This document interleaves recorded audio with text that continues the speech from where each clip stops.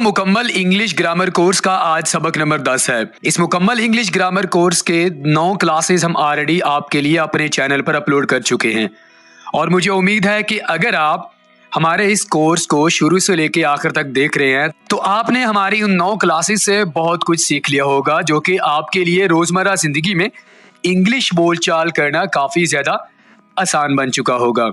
दोस्तों, आज हमारे इस मुकम्मल इंग्लिश ग्रामर कोर्स का सबक नंबर 10 है जिसमें हम आपके लिए एक इंतहाई अहम लेक्चर लेकर आए हैं। दोस्तों, ये लेसन आपके लिए सीखना बहुत ज़्यादा ज़रूरी है अगर आप अपनी राइटिंग और स्पीकिंग को इम्प्रूव करना चाहते हैं।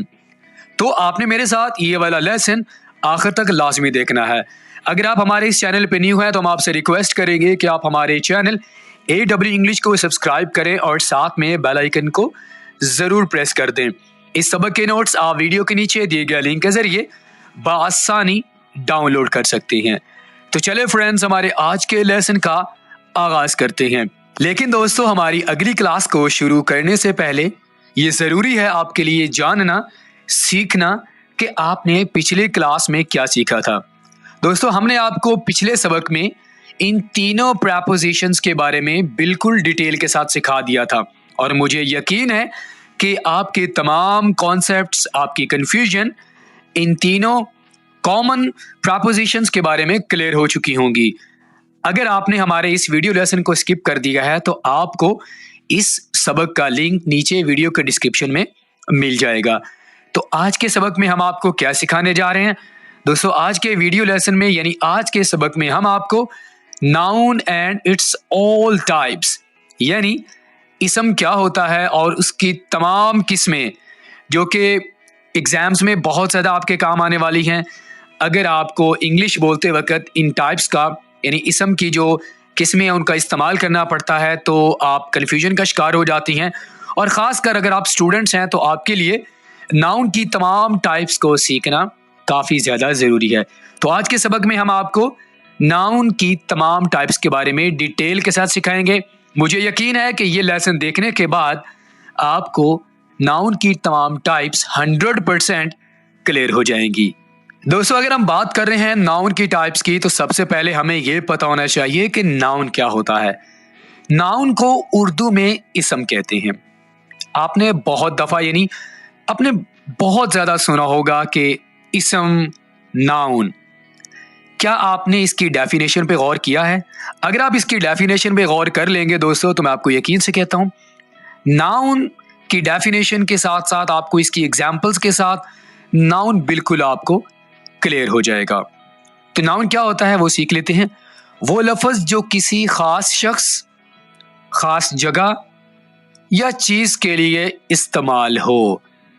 यहाँ पर हमारे तमाम कॉन्सेप्ट क्लियर हो जाते हैं कि अगर हम किसी जगह के बारे में बात करना चाहते हैं, हम किसी शख्स के बारे में बात करना चाहते हैं, हम चीज़ों के बारे में बात करना चाहते हैं।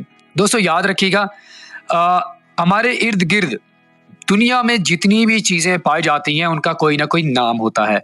तो उसे जो हम नाम देते हैं उसे इंग्लिश में नाउन कहते हैं और उर्दू में इसम कहते हैं। तो प्लेसेस में हमारे पास कराची, ऑफिस और लोगों में हमारे पास आसिम, गर्ल, चीज़ों में हमारे पास टेबल, कैट। इस तरह की हज़ारों मिसालें हैं जो कि हम आपको दे सकते हैं। लेकिन समझाने के लिए मुझे उम्मीद है कि ये एग्जाम्पल्स नाउन की तमाम टाइप्स के बारे में हम आपको सिखाने वाले हैं। दोस्तों, सबसे पहले हमारे पास नाउन की टाइप आ जाती है प्रॉपर नाउन, जिसे उर्दू में इसमें मारिफा कहा जाता है। अगर आप इंग्लिश टू उर्दू ग्रामर पढ़ रहे हैं यानी या आप उर्दू टू इंग्लिश ग्रामर पढ़ रहे हैं तो आपको इसमें मार्फा काफ़ी दफ़ा सुनने को मिला होगा और आपने डेफिनेशन को पढ़ा भी होगा, लेकिन शायद आपको समझ ना आया हो। आज मैं आपको अच्छे तरीके से ये क्लियर करने वाला हूँ। इसमें मार्फा से मुराद ये होता है कि किसी ख़ास चीज़, ख़ास जगह या ख़ास शख्स को हम इसमें मार्फा कहते हैं। दोस्तों, हमारे पास दो मुख्तलिफ सिचुएशंस होती हैं। या तो हम किसी चीज़ को आम वे में यूज़ करते हैं या उसको ख़ास कर देते हैं। अगर तो हम किसी चीज़ को ख़ास कर दें, जब हम किसी चीज़ को ख़ास करते हैं तो उसको समझना भी आसान हो जाता है। ठीक है, अगर वो चीज़ आम रहती है तो शायद हम उस चीज़ को बेहतर तरीके से समझ नहीं पाते। तो अगर आपने किसी जगह को खास कर दिया, आपने किसी शख्स का नाम लेकर उसको खास कर दिया, आपने किसी चीज़ को खास कर दिया, तो उसे हम इंग्लिश में प्रॉपर नाउन कहते हैं। जैसा कि हमारे पास एग्जांपल्स हैं, होली कुरान, कुरान पाक, पाकिस्तान। एग्जांपल्स हैं, होली कुरान, कुरान पाक, पाकिस्तान, अप्रैल, संडे, एतवार, अल्लामा इकबाल, ये ख़ास नाम है। जब भी आप अल्लामा इकबाल का नाम लेंगे तो फ़ौरन आपका जो ज़हन है वो अल्लामा इकबाल की तरफ जाएगा। जब आप होली कुरान का नाम लेंगे इंग्लिश में तो आपका जो माइंड है सीधा कुरान पाक की तरफ जाएगा। जब आप पाकिस्तान का नाम लेंगे तो आपका ज़हन पाकिस्तान की तरफ जाएगा। इसी तरह अगर आप सिविक का नाम लेंगे, यानी एक ख़ास तरह की गाड़ी है, तो आपका जो माइंड है वो सिविक की तरफ ही जाएगा, किसी और चीज़ की तरफ नहीं जाएगा। तो इसमें मारफा यानी उस सिचुएशन में इस्तेमाल होता है, यानी जब आप किसी चीज़ का नाम लें, किसी शख्स का नाम लें, तो फ़ौरन आपका माइंड उसी चीज़, उसी शख्स की तरफ ही जाना चाहिए। इसे हम कहते हैं, इसमें मारफा और इंग्लिश में प्रॉपर नाउन कहते हैं। ठीक है। उसके बाद हमारे पास आ जाता है कॉमन नाउन, जिसे हम इसमें नकरा कहते हैं। इसमें नकरा क्या होता है? काफ़ी चीज़ों, जगहों और शख्सों के मुश्तरक नाम को इसमें नकरा कहते हैं। अब दोस्तों यही डिफरेंस है कॉमन नाउन और प्रॉपर नाउन में। प्रॉपर नाउन में आपका माइंड फौरन उसी चीज़ की तरफ जाता है, लेकिन जब हम इसमें नकरा यानी कॉमन नाउन की बात करते हैं तो कॉमन नाउन बेसिकली एक ऐसा वर्ड, ऐसे शख्स का नाम लें या ऐसी चीज़ का नाम लें जिसमें बहुत सारी और भी चीज़ें आ जाती हैं। ऐसे आपको समझ नहीं आएगा, मैं आपको मिसालों के ज़रिए समझाता हूँ। प्लेसेस में हमारे पास पार्क, ये कॉमन नाउन है। सिटी, अब आप कौन सी सिटी का नाम ले रहे हैं, यहाँ पर आप इसको मेंशन नहीं कर रहे। अगर तो आप ये कह दें लाहौर तो ये खास बन जाएगा, लेकिन आपने क्या कहा है सिटी, तो ये मुश्तरक नाम है। ठीक है। इसी तरह अगर हम फादर की बात करें तो 5 अगर बच्चे होंगे तो उन 5 का बाप होगा, मुश्तरक है ना। मैन, मर्द, अब मर्द में से कौन सा मर्द है, यहाँ पर हमने उसको मेंशन नहीं किया, तो ये हमारे पास मुश्तरक है, कॉमन है। थिंग्स में हमारे पास क्या आ जाएंगे? डॉग। थिंग्स में ज़रूरी नहीं है कि आपके पास सिर्फ चीज़ें ही हैं, आपके पास एनिमल भी आ सकते हैं, जैसे कि डॉग। अब कुत्ते की हमारे पास मुख्तलिफ तरह की किस्में होती हैं, तो यहाँ पर हमने उन किस्मों को मेंशन नहीं किया, ख़ास किस्म को मेंशन नहीं किया, हमने सिर्फ ये कहा डॉग, तो ये मुश्तरक नाम है तमाम कुत्तों का। बर्ड, परिंदा, कौन सा परिंदा है? कौवे की बात कर रहे हैं या कबूतर की बात कर रहे हैं, तो यहाँ पर हम मेंशन नहीं करेंगे।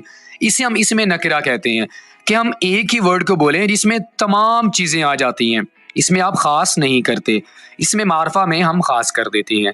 तो मुझे यकीन है कि आपको इसमें नकरा और इसमें मारफा में क्या डिफरेंसेस हैं आपको अच्छे तरीके से क्लियर हो गए होंगे। आगे मूव करते हैं दोस्तों। मजीद इन एग्जांपल्स के ज़रिए आपको बेहतर समझ आ जाएगा कि कॉमन नाउन और प्रॉपर नाउन में क्या फ़र्क होता है। ये देखें, हमारे पास जो कॉमन नाउन है वो है बुक, और अगर हम होली कुरान कह देंगे तो ये हमारे पास ख़ास हो जाएगा। इसी तरह प्राइम मिनिस्टर, ये कॉमन है, अगर हम इसे ख़ास करना चाहते हैं तो हम कहेंगे इमरान खान। कंट्री बोला, समझ नहीं आया, लेकिन अगर आप पाकिस्तान कहेंगे तो समझ आ जाएगा। सिटी, कौन सी सिटी आपको समझ नहीं आएगी। मुल्तान अगर आप बोल देंगे तो ये ख़ास हो जाएगा। डे, कौन सा दिन, समझ नहीं आएगा, अगर आप संडे कह देंगे तो बेहतर समझ आ जाएगा।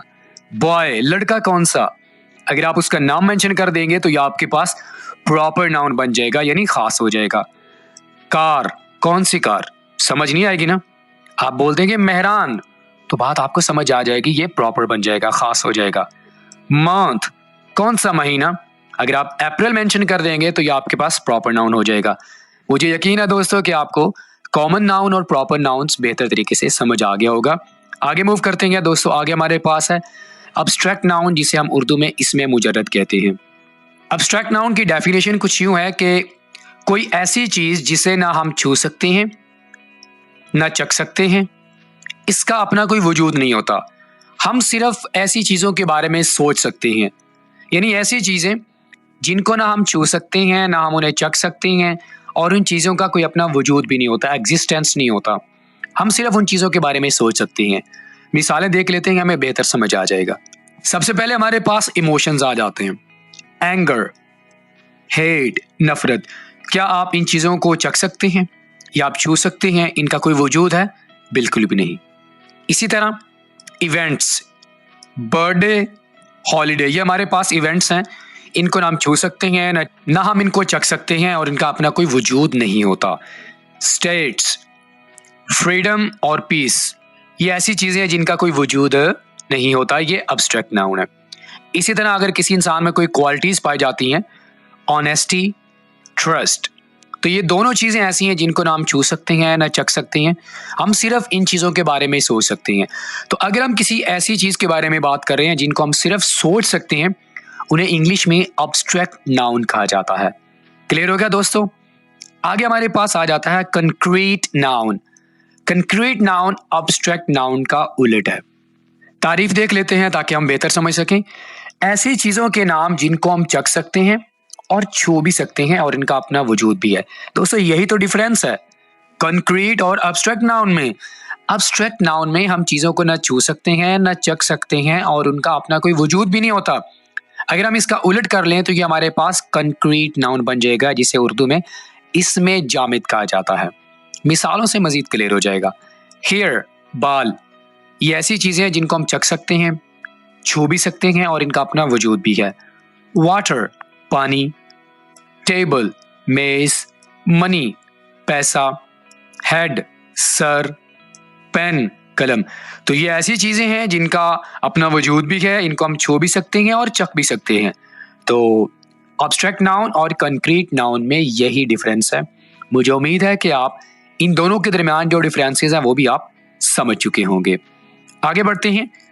यहाँ पर आपने एक अहम नोट अपने माइंड में रखना है, वो ये है कि अब्स्ट्रैक्ट और प्रॉपर नाउन्स, इनके बारे में मैं आपको सिखा चुका हूँ। अब्स्ट्रैक्ट और प्रॉपर नाउन्स हमेशा ऐसे नाउन्स हैं जिनको हम शुमार नहीं कर सकते। वो कैसे? प्रॉपर नाउन्स में हमारे पास होली कुरान है, क्या आप होली कुरान को शुमार कर सकते हैं? बिल्कुल नहीं। इसी तरह आपके पास लव, हेट, ये अब्स्ट्रैक्ट नाउन्स हैं, इनको भी हम शुमार नहीं कर सकते। तो अब्स्ट्रैक्ट और प्रॉपर नाउन्स हमेशा ऐसे नाउन्स होंगे जिनको हम शुमार नहीं कर सकते। ये आपने अपने माइंड में रखना है, ये बहुत ज़्यादा इंपॉर्टेंट पॉइंट है। इसी तरह कंक्रीट नाउन्स और कॉमन नाउन्स ऐसे नाउन्स होंगे जिनको हम शुमार कर सकते हैं। कॉमन नाउन्स में आपके पास गर्ल्स, इनको हम शुमार कर सकते हैं। कंक्रीट नाउन में हमारे पास आ जाते हैं जैसे कि टेबल, चेयर्स, तो इनको हम शुमार कर सकते हैं। इनको हम क्या कहेंगे? Countable nouns. तो ये आपने अहम नोट अपने माइंड में रखना है दोस्तों। उसके बाद हमारे पास आ जाता है कंपाउंड नाउन, जिसे उर्दू में इसमें मुरक्कब कहते हैं। वो इसम जो एक से ज्यादा अल्फाज पर मुश्तमिल होते हैं। मुरक्कब का माना ये होता है कि जब आप दो डिफरेंट वर्ड्स को मिलाकर एक बनाते हैं तो इसे हम कहते हैं मुरक्कब, यानी दो मुख्तलिफ चीज़ों का मिलकर एक हो जाना। ये आपको डेफिनेशन से क्लियर हो रहा है। वो कैसे? स्विमिंग एंड पूल, ये दोनों डिफरेंट वर्ड्स हैं। जब हम इन दोनों को मिलाकर एक वर्ड बनाएंगे स्विमिंग पूल, तो ये आपके पास इसमें मुरक्कब हो जाएगा। इसी तरह हेयर एंड कट, ये दोनों डिफरेंट वर्ड्स हैं, एक से ज़्यादा अल्फाज पर मुश्तमिल हैं, तो दोनों को हमने एक बना दिया तो आपके पास क्या बन गया?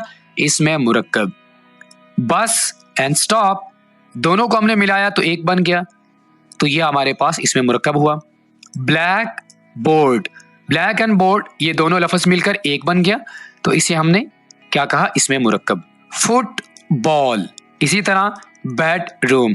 हमारे पास बहुत सारे एग्जाम्पल्स हैं, आपको समझाने के लिए ये 6 एग्जाम्पल्स काफ़ी हैं, मुझे यकीन है। तो इसमें मुरक्कब यानी वो अल्फाज जिनमें हमारे पास एक से ज़्यादा अल्फाज होते हैं, यानी उनमें हम 2 वर्ड्स ऐड करते हैं और उन दोनों वर्ड्स को हम एक ही बनाकर उनको डिस्क्राइब करते हैं। Bus stop, football, bedroom, hair cut, ये हमारे पास कंपाउंड नाउन की एग्जाम्पल्स हैं।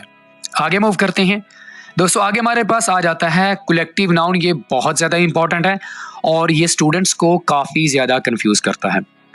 कलेक्टिव नाउन को उर्दू में इसमें जमा कहते हैं। तारीफ देख लेते हैं। लोगों के मजमूए, चीज़ों के मजमूए, जगहों के मजमूए और जानवरों के मजमूए को कहते हैं। एग्जाम्पल देख लेते हैं ताकि मज़ीद आप इस चीज़ को समझ जाएं। अ क्लास ऑफ स्टूडेंट्स, अब आपके पास एक ही क्लास में कितने स्टूडेंट्स होते हैं?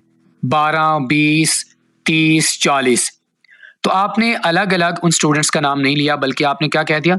अ क्लास ऑफ स्टूडेंट्स। स्टूडेंट्स आपने स्पेसिफाई नहीं किए, तो आपने उन तमाम स्टूडेंट्स के लिए, उन तमाम क्लास के लिए आपने ये वाला वर्ड यूज किया, क्लास ऑफ स्टूडेंट्स, इन्हें हम कहते हैं कलेक्टिव नाउन। इसी तरह अ फ्लॉक ऑफ बर्ड्स, यानी जो परिंदे हैं उनका ग्रो। तो यहाँ पर हमने तमाम के तमाम जो परिंदे हैं, चाहे उसमें जितने भी आ जाते हैं, हमने उनके लिए एक ही जो वर्ड है उसको यूज़ किया। तो जब हम एक ही वर्ड को यूज़ करके तमाम चीज़ों के बारे में बात करें, तमाम लोगों के बारे में बात करें, तमाम जगहों के बारे में बात करें, तो इससे हम क्या कहते हैं, कलेक्टिव नाउन कहते हैं। ए बास्केट ऑफ फ्रूट्स, फ्रूट्स की एक जो बास्केट है उसमें आप मुख्तलिफ तरह के फ्रूट्स हो सकते हैं। तो आपने उन तमाम जो फ्रूट्स हैं उनके लिए आपने एक ही वर्ड यूज़ किया, a basket of fruits. A company of actors, अब एक्टर्स बहुत सारे होते हैं, तो आपने उन तमाम लोगों के लिए आपने एक ही वर्ड यूज़ किया है, वो कौन सा है, अ कंपनी ऑफ एक्टर्स। इसी तरह और भी हमारे पास एग्जाम्पल है, आर्मी।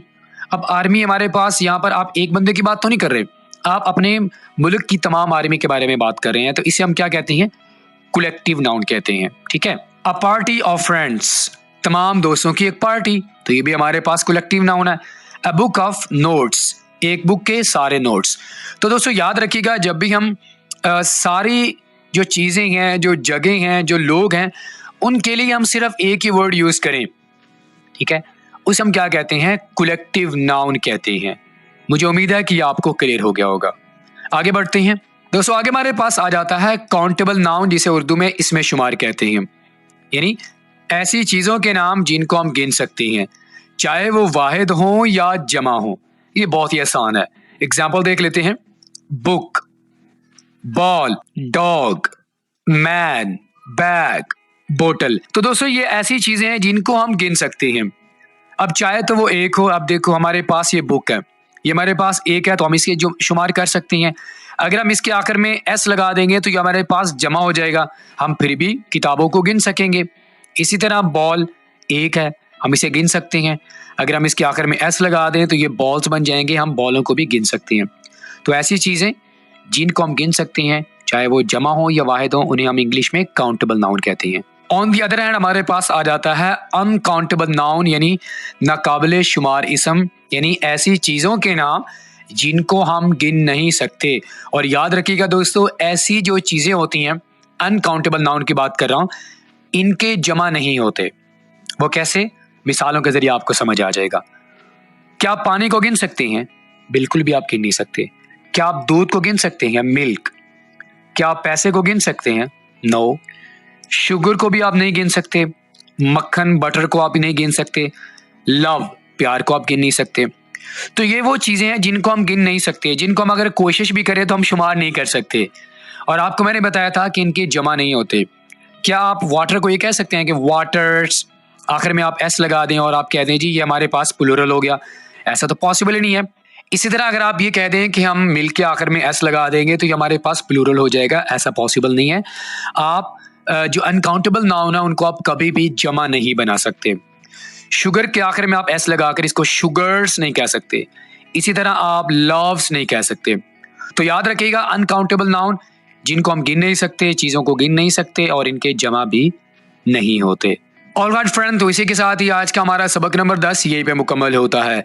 दोस्तों अगर आपने हमारे इस सबक नंबर 10 को शुरू से लेके आखिर तक देख लिया है तो मुझे यकीन है नाउन क्या होता है और इसकी तमाम टाइप्स जिनको आप राइटिंग में बहुत ज़्यादा यूज़ कर रहे होते हैं, आपको पेपर में बहुत ज़्यादा काम आने वाले हैं, अगर आपने अच्छे तरीके से देख लिया है, आपने एग्जाम्पल्स के ज़रिए जो हमने इनको क्लियर किया है, मुझे यकीन है कि आप बेहतर तरीके से इनको समझ चुके होंगे।